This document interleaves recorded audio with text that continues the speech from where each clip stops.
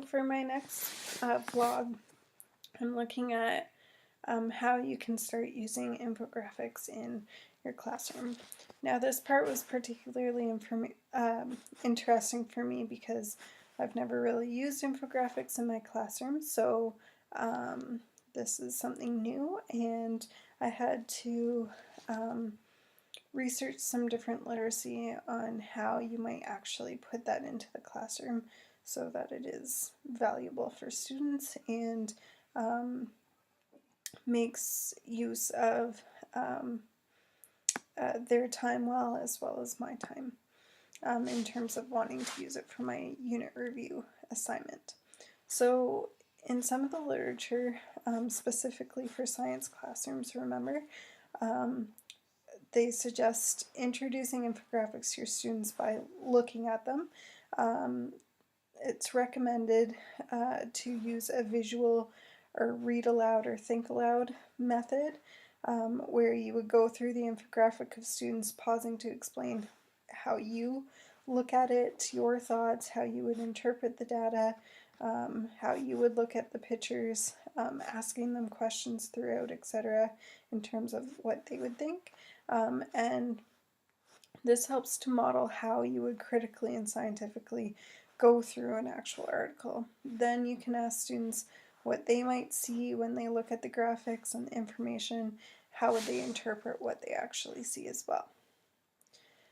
Then you can talk about different ways of visualizing information.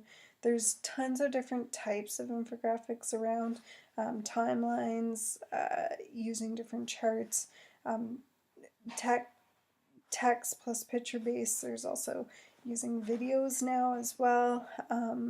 There's a whole bunch of different types of infographics that you could actually use, and there's a lot of different types of visualizations that help too. So a good resource that you can look at is a periodic table of visualizations. In my website I've included a list of resources, and this is one of them. It's really cool because as you scroll over the periodic table, it tells you or gives you an example of what the visualization might actually look like.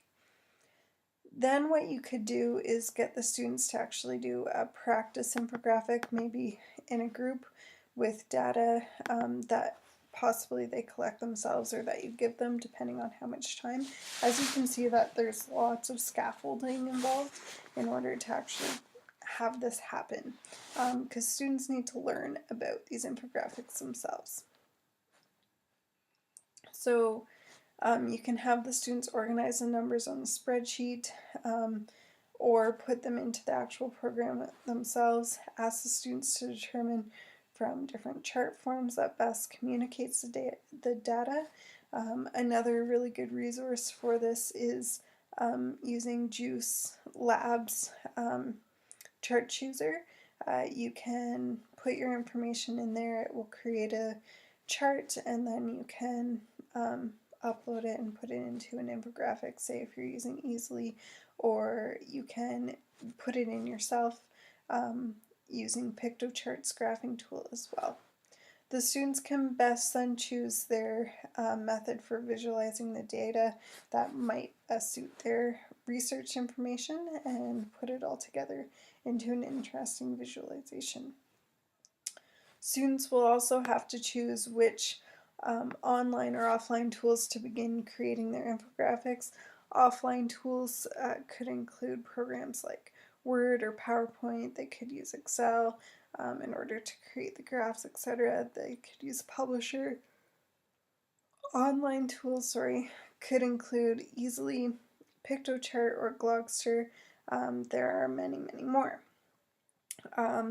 If you go to Kathy Schrock's website on infographics, again listed in my resource page, she has a whole list of different resources to actually create your infographics as well. Then you can go over some simple steps in order to create dynamic and purposeful visualizations. There's some really good resources that Kathy Schrock has mentioned as well, but I also found this one, Spire Studios, which talks about the anatomy of an infographic, 5 steps to create a powerful visual. And this is included in my Scoop It as well. Now, this is great because it includes design elements, things that students need to think about in order to create good visuals that are data and research based, etc.